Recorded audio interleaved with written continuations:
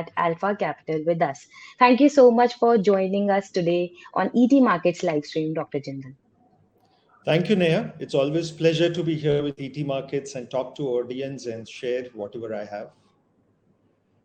So, for the audience joining us today, we will be talking all about asset allocation in detail today, which is one of the most important things when it comes to your investments.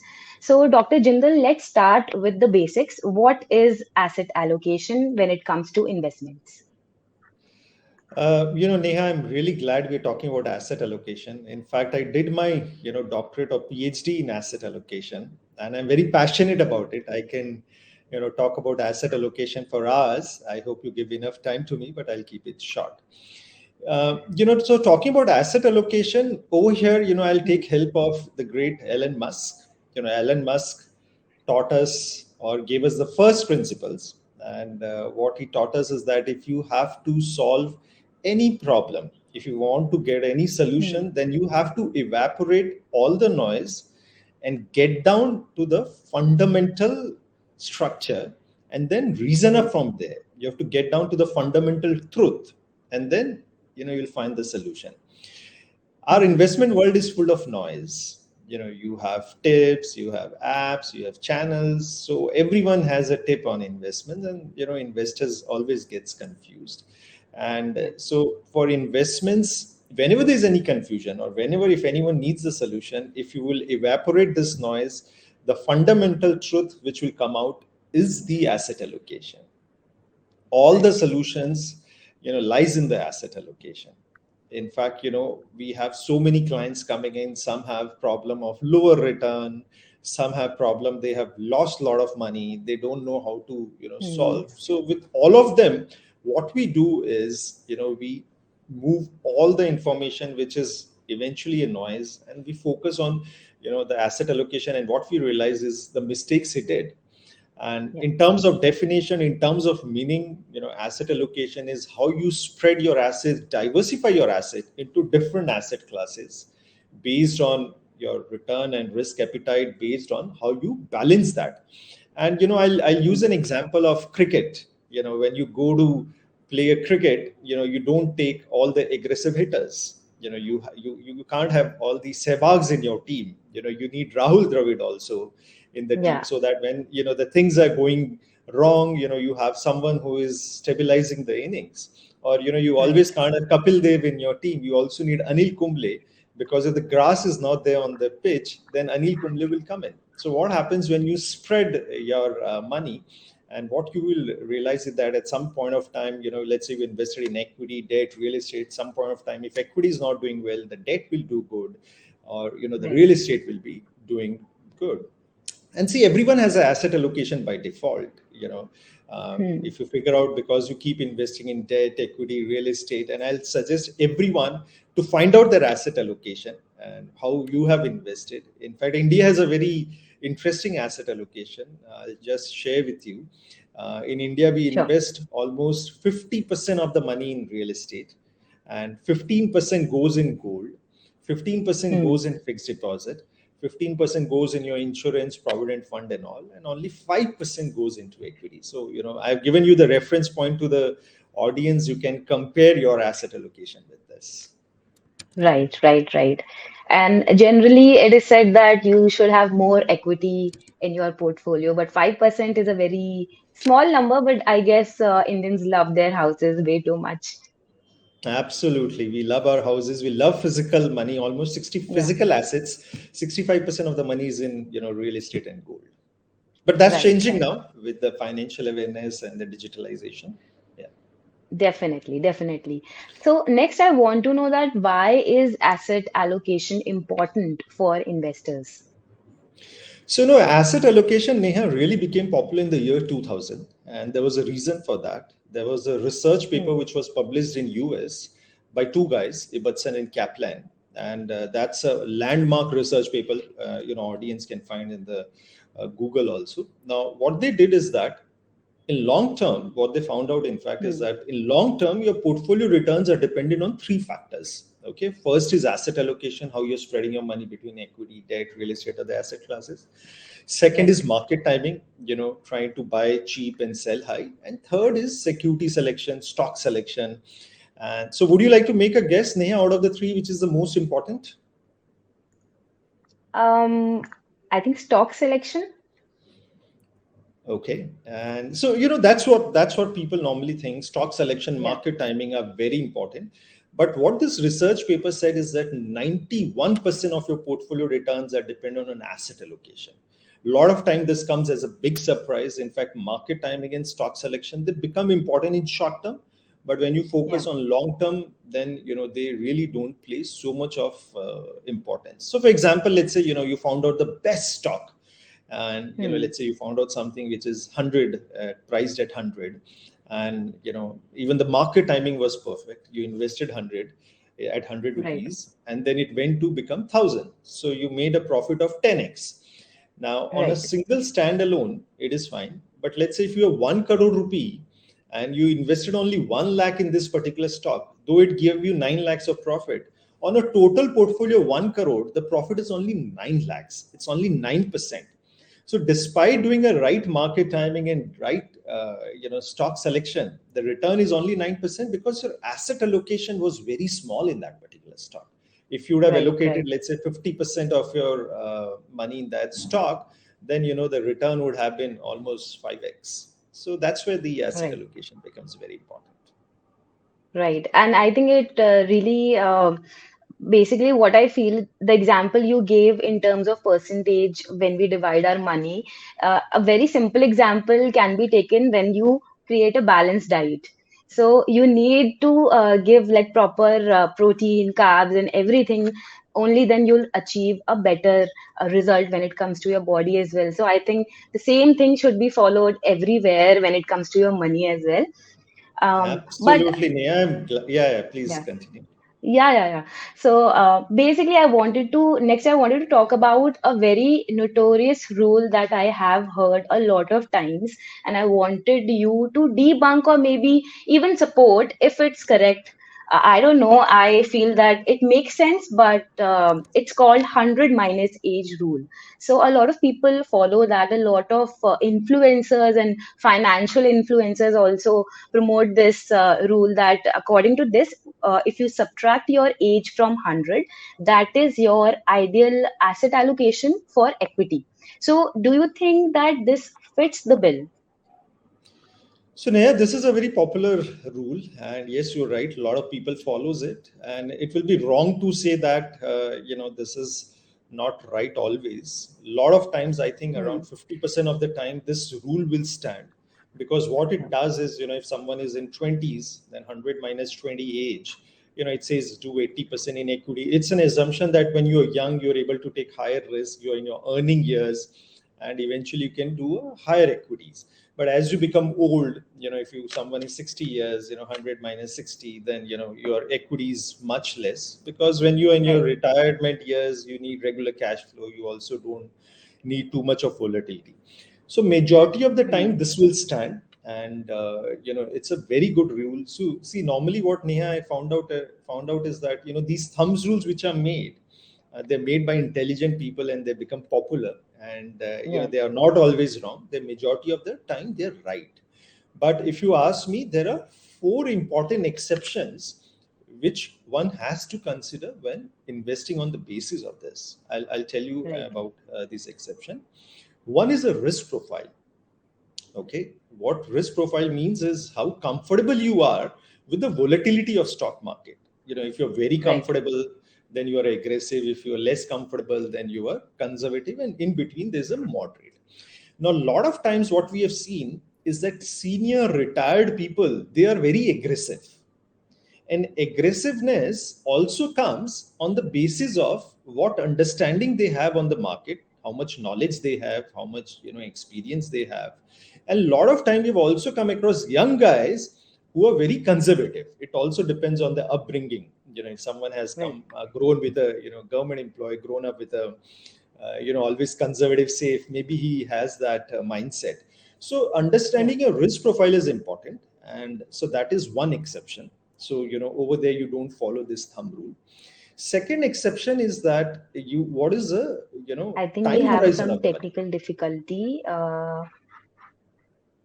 Okay. Yeah, yeah. You are back now. Yeah, So second, thumb rule, second exception is what is the time horizon? Okay. right. And so, for example, let's say you may be young and you may allocate higher in equity, but if you need money, let's say in 2 years' time, then you may not put majority of the money in equity because the equity needs a time Hmm. horizon of 5 to 10 years, minimum five Right. years. And then only makes sense. Even if you're an aggressive investor, you don't want to put more in equity if the money is required, let's say in this year, 2 year, or 3 years' time. Then you have to mellow Hmm. down your equity and build a conservative portfolio. Okay. Right. And similarly for let's say conservative investors, if they are not needing the money for, let's say, next 20 years, 30 years, then why put the money in deposits? You can take a higher risk. So this is the second exception which comes in. Third exception which comes in is the size of the wealth. And this happens with a lot of HNIs. And let's say someone has 50 crore, someone has 100 crore. Now he may say, okay, during my lifetime to take care of all my aspirations and goal, I need 10 crore of corpus, which I'll play conservative. But with my balanced corpus, I'll go very aggressive. I don't need this. This Hmm. will eventually go to my children or grandchildren, next generation. I should use their risk profile. So for a lot of Hmm. ultra HNIs where the size of the wealth is large, even becoming aggressive makes sense, because even if the, let's say, majority of the portfolio is not doing well, they will still have a lot of money in the debt, and which will take care of the Hmm. requirement. So that is also a very important exception.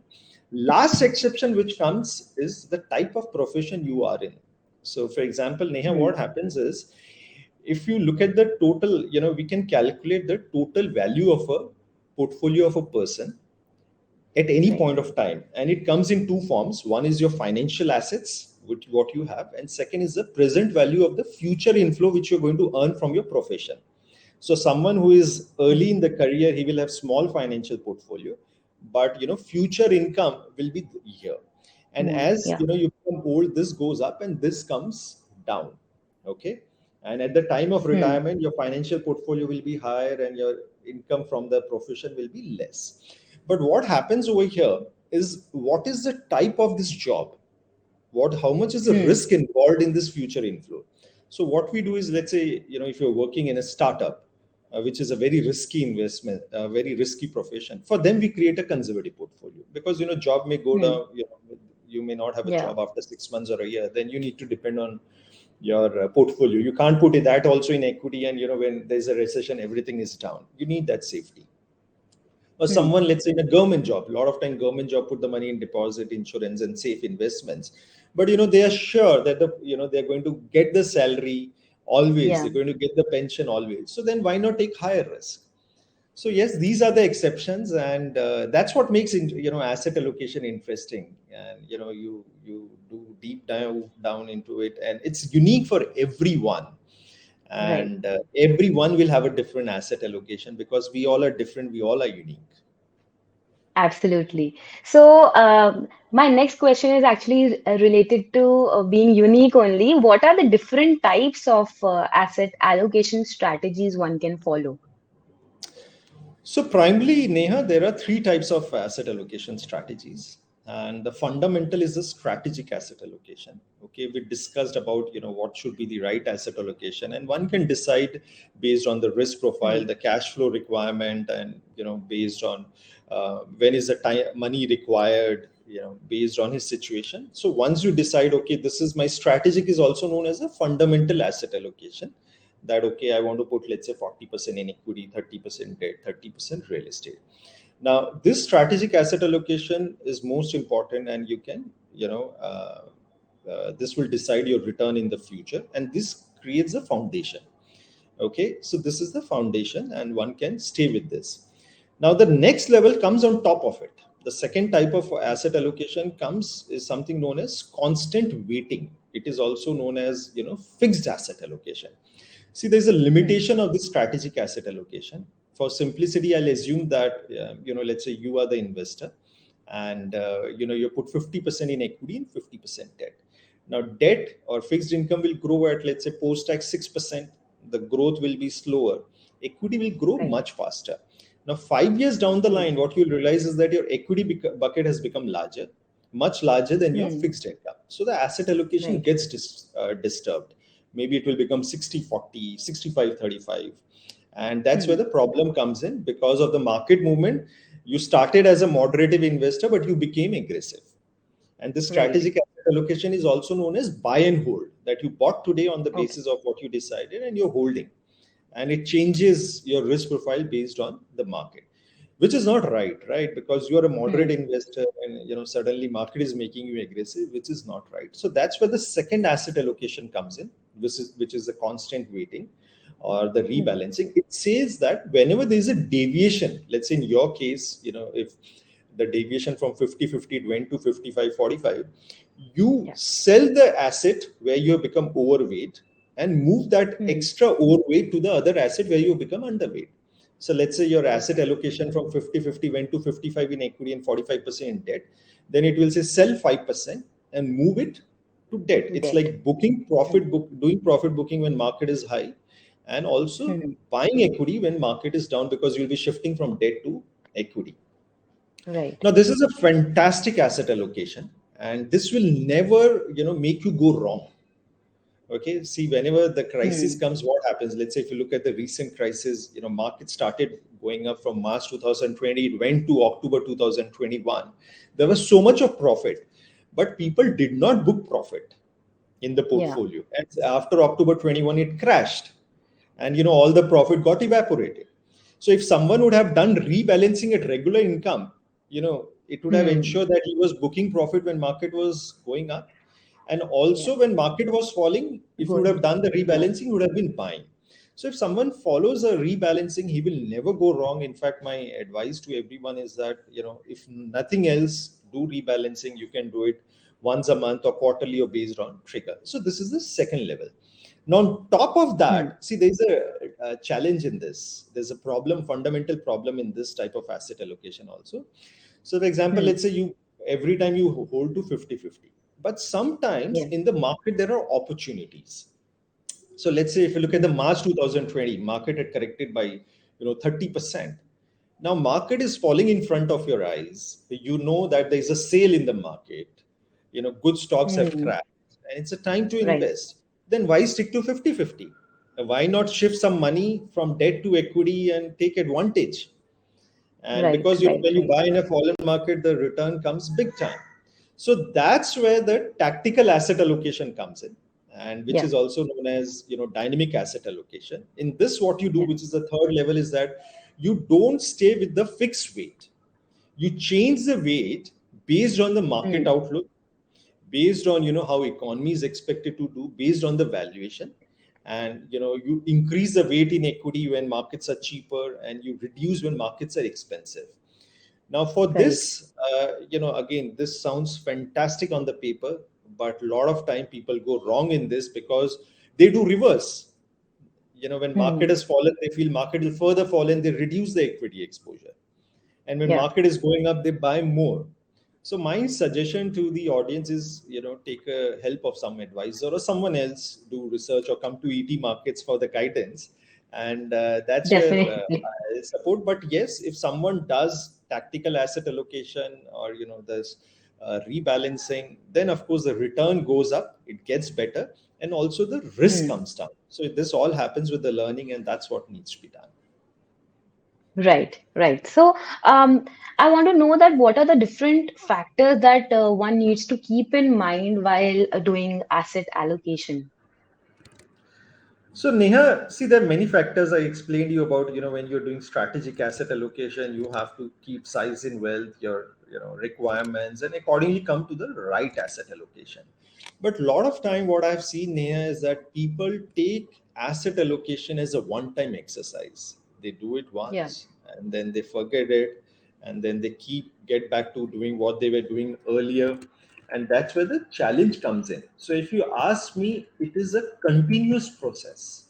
You have to monitor it Hmm. regularly. Whenever there is a deviation, you have to ensure that you come back to whatever your policy is. And see, what happens is that this asset allocation is more like science and maths. It brings discipline in your portfolio management, and Right. takes care of your emotions. It's a fight against your heart and mind, because when markets are going up, your heart will be saying Hmm. market will further go up. So it will Yeah. continuously fight. And trust me, Neha, I've been using this for the last, more than 17, 18 years. It has never ever let me down. Our calls have been always right just on the basis of the fundamental principle of asset allocation. So one needs to, Hmm. follow this discipline. In fact, my advice to everyone is that review your portfolio once a month. It doesn't take a lot of time, Yeah. and you only need 1 hour, 2 hours in a day, and take care. And not just your stocks portfolio or whatever portfolio you're actively managing. Look at your whole picture. What is your asset allocation is? How is it Yeah. changing? And once you start doing it, I think that's where you will see more and more answers. As Elon Musk says, once you get to the fundamental truth, then automatically Yeah. solutions will come. Definitely. So, before we move on to take some questions from the audience, I want to take one last question. Is there any ideal asset allocation strategy that fits most people? So, we discussed that everyone is unique and they have their, special requirements, special asset allocation. But one asset allocation which has been very popular in India is a 50-50 asset allocation, where you put money in 15 equity and 15 debt. And because Hmm. it will not give you very high return, and it will give you around 10-11% kind of return, and it Right. will be always higher than the inflation. But this has changed recently, because this was valid till 31st March. Because earlier, debt funds or debt investments, you Yeah. had the option of lower tax. Now with that becoming fully taxable, one has to take a Hmm. slightly higher risk. So I think a 60-40 mix is a better mix to handle the portfolio. In fact, 60-40 portfolio is one of the most popular portfolio globally, and it's very popular. It ensures that portfolio grows at good return above the inflation. And yeah, so I think if nothing else, follow 60-40, you won't go wrong, and you will get around 11% kind of return in long term. All right. So, we'll move on to some questions from the audience. We'll take the first one is basically, it's not a question. Tanishka wants to know the paper's name you were referring to, the report about asset allocation. So there was a research paper by the two guys, Ibbotson, Ibbotson, Ibbotson, and Kaplan, Kaplan, and they Hmm. published this research paper in the year 2000 in the U.S. Journal of Finance. So if you do a Google by the name Ibbotson and Kaplan research paper, you'll get this research paper. All right. We'll move on to another question. The second one is by Mudassir. Mudassir is asking, how should I go about with decreasing the risk in my portfolio? And he has also asked another question that he is 35 years of age with an asset allocation of 65% equity and 35% fixed income. I think the first thing I spoke about the decreasing risk part was his following question after the allocation. So his 65 is in 65% in equity, 35% in fixed income. He wants to know that how can he decrease the risk? So, on the basis of Neha, what information he has provided, for his age, and 65-35 is a good asset allocation, but I'm sure he has some funds requirement or is not comfortable with this kind of risk. That's why he's asking to reduce. So what Hmm. happens whenever there is a fundamental change, or you want to increase or reduce your risk in the portfolio, timing becomes slightly more important. And when I say timing, so for example, let's say he's at 65-35. If he has to reduce Right. his risk, then he has to reduce equity exposure. Maybe he wants to move from 65 to 50%. So he'll have to sell 15% equity and put it in the debt. Now, when you sell equity, Neha, the market timing becomes important, because we don't want to sell equity when markets are down. And one should Hmm. look at a fair valuation or a better price, and because eventually market goes up. And if you Right. ask me, currently the markets are at a very good valuation. And and what he can also do is, let's say he's planning to reduce 15%. I don't know the numbers. Something he can sell now, and maybe something he can sell every month in next 3-4 months. so that he can spread his equity selling. And rather than timing it now, because we don't want that on one day we sell and then suddenly market keeps going up and his timing Yeah. becomes wrong. So systematic withdrawal and a systematic transfer from equity to debt spread over 6 months is a very good solution. All right. We'll just take one last question before we end the segment. Uh, Prashant is asking about trading allocation. I think it's a little away from our topic, but if you want to talk about it, please do. So, I think it's part of it. I told you asset allocation is a fundamental truth. You'll get all the Hmm. answers over here. So, what Prashant may be asking is that out of his total portfolio, how much he should be allocating in trading. So, Yeah. normally what happens, Prashant, we follow something called core and satellite portfolio. And in core portfolio, your long-term stocks or mutual funds or index funds will come over there. And you have a satellite portfolio, and where you're taking different bets, you're experimenting, and you're okay even Hmm. if it doesn't works out, because your core is there. Core will always take care of your requirements. So maybe what you can do, Prashant, is you can deploy maybe 5% in the trading or 10% in the trading, depending on how much knowledge you have, how much time you have, what is the kind of experience you have. But what is also important is follow discipline. A lot of time what happens is that you start with 5% and you end up putting 50%. So stick to that 5% or 10%, whatever you decide, and don't increase the exposure, and trust me, you'll not go wrong. All right. Well, with that, we have reached the end of our segment today. Thank you so much for answering all the questions, and thank you so much for joining us on ET Markets live stream today, Dr. Jindal. Thank you, Neha. It was pleasure to be here, and I also want to thank the audience for listening to